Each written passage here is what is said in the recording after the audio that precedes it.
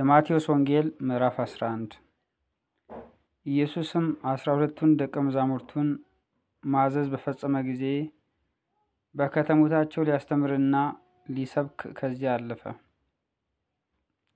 ዮሐንስም በወህኒ ሳለ የክርስቶስን ሥራ ሰምቶ ከደቀ መዛሙርቱ 2 ላከና የሚመጣው አንተ ነህን ወይስ ሌላ እንጠብቅ አለው። ኢየሱስም መልሶ እንዲህ አላቸው፣ ሄዳችሁ ያያችሁትን የሰማችሁትንም ለዮሐንስ አውሩለት። ዕውሮች ያያሉ፣ አንካሶችም ይሄዳሉ፣ ለምጻሞችም ይነጻሉ፣ ደንቆሮችም ይሰማሉ፣ ሙታንም ይነሳሉ። ለድሆችም ወንጌል ይሰበካል። በእኔም የማይሰናከለው ሁሉ ብፁዕ ነው። እነዚያም ሲሄዱ ኢየሱስ ለሕዝቡ ስለ ዮሐንስ ሊናገር ጀመረ። እንዲህም አለ፣ ምን ልታዩ ወደ ምድረ በዳ ወጣችሁ? ነፋስ የሚወዘውዘውን ሸምበቆን? ወይስ ምን ልታዩ ወጣችሁ? ቀጭን ልብስ የለበሰ ሰውን? እነሆ ቀጭን ልብስ የለበሱ በነገሥታት ቤት አሉ። ወይስ ምን ልታዩ ወጣችሁ? ነቢይን? አዎን እላችኋለሁ፣ ከነቢይም የሚበልጠውን። እነሆ መንገድህን በፊትህ የሚጠርግ መልእክተኛዬን በፊትህ እልካለሁ ተብሎ የተጻፈለት ይህ ነውና። እውነት እላችኋለሁ፣ ከሴቶች ከተወለዱት መካከል ከመጥምቁ ዮሐንስ የሚበልጥ አልተነሳም። በመንግሥተ ሰማያት ግን ከሁሉም የሚያንሰው ይበልጠዋል። ከመጥምቁም ከዮሐንስ ዘመን ጀምሮ እስከ ዛሬ ድረስ መንግሥተ ሰማያት ትገፋለች፣ ግፈኞችም ይናጠቋታል። ነቢያት ሁሉና ሕጉ እስከ ዮሐንስ ድረስ ትንቢት ተናገሩ። ልትቀበሉትስ ብትወዱ ይመጣ ዘንድ ያለው ኤልያስ ይህ ነው።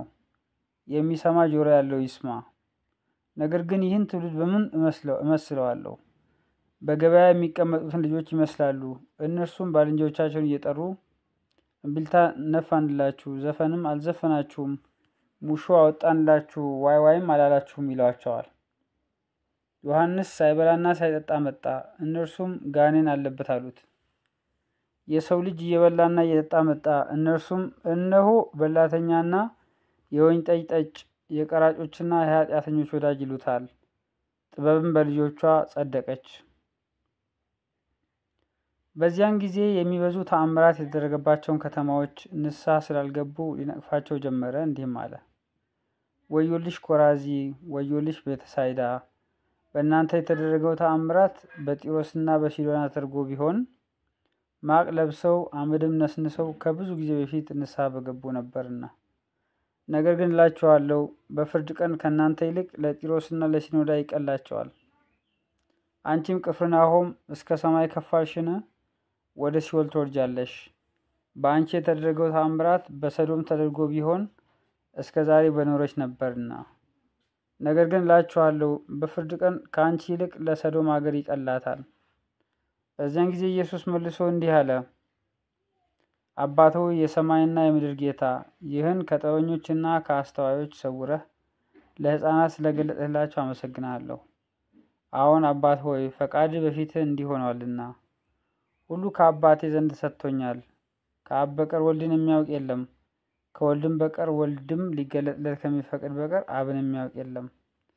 እናንተ ደካሞች፣ ሸክማችሁ የከበደ ሁሉ ወደ እኔ ኑ፣ እኔም አሳርፋችኋለሁ። ቀንበሬን በላያችሁ ተሸከሙ፣ ከእኔም ተማሩ። እኔ የዋህ በልቤም ትሑት ነኝና ለነፍሳችሁም ዕረፍት ታገኛላችሁ። ቀንበሬ ልዝብ ሸክሜም ቀሊል ነውና።